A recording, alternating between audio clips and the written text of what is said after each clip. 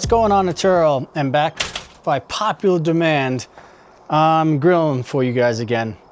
Making a video with some grilling on it. Shout out to Rad Graham and Iron Nation Garage for that.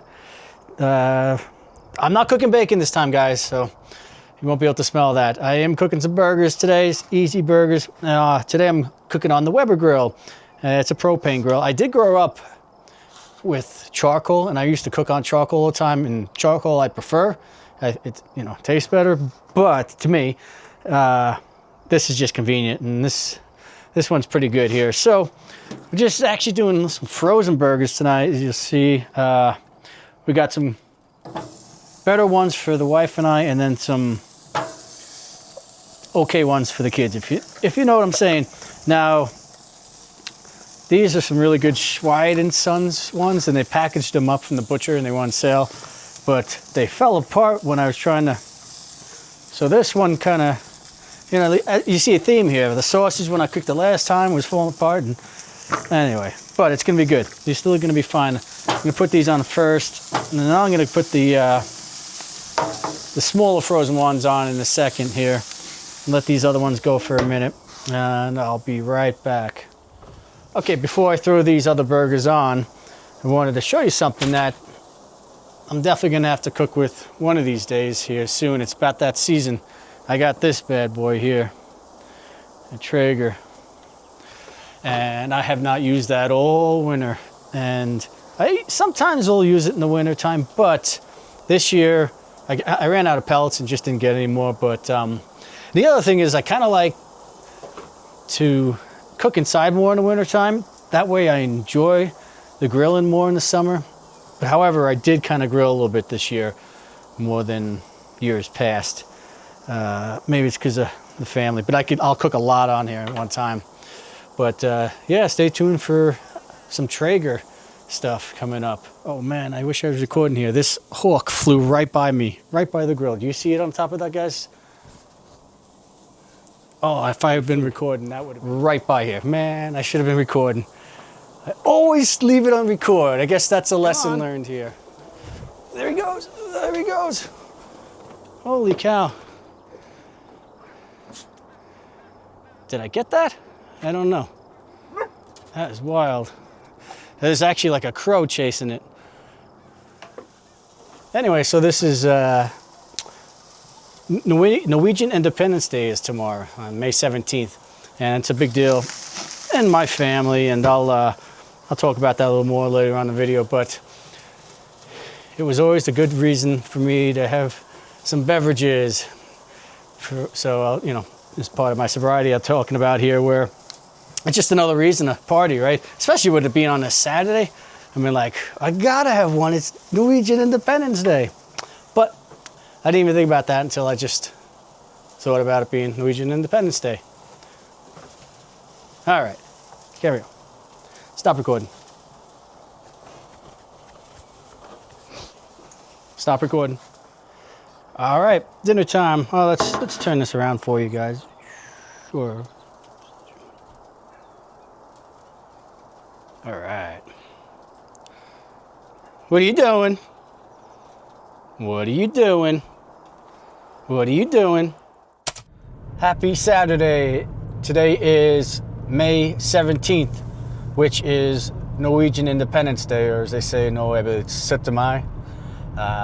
Correct me. I got my Norway shirt on today. My mom bought me this shirt last time she was in Norway, which was, I believe, in 2019, maybe 2018. So I've had this shirt for a while, and I only wear it on like special occasions, right? Well, anytime, because I like it. It's a really nice shirt. It's got a good patch here. But so Norway celebrates their independence today, right? And it was, I believe they signed the like Constitution like 1814, and then there's some other things that happened, but I'm not an expert. I don't live there, so I don't. However, Norwegian Independence Day was something that was kind of around a lot for my childhood and growing up, and it's always been a part of my family. I am Norwegian, as you probably could imagine, guessed, right? I grew up next door to my grandparents, and both of my grandparents were born in Norway. And it's funny because my mom could speak Norwegian too, so they'd be like speaking Norwegian in front of me, about me, which was always fun. Always good things, I'm sure, right? But my grandfather, this was the cool part. My grandfather, he was one of the Norwegians that came out to Colorado in during World War II. He came out to Colorado in Vail, and he helped train the American soldiers. So I remember growing up, my grandfather always talked about Colorado all the time. It was kind of cool. And but he would say how like they had to climb up the mountain and ski down or whatever. I was like, okay, you know, like you know, you always think grandpa's, and he actually skied to school in Norway. But anyway, so it was kind of a big deal in the family. We belonged to a lodge, something called the Sons of Norway, and we had this Viking ship that the group had, and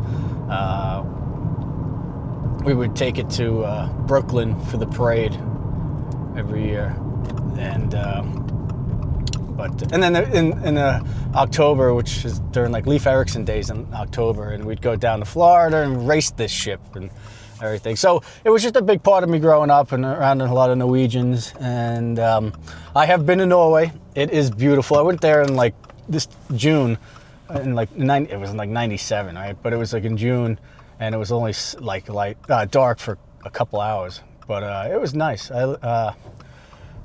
Well, that's my little thing about Norwegian Independence Day for now.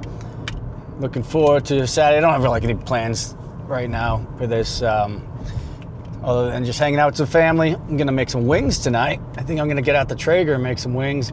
The other thing I need to do is, as you could tell, this car is dirty. It's been like, it rained and then there's been pollen, so it's really, anyway, it needs to be clean. So I might do that at some point, and then some chores. Saturday chores, woo! All right.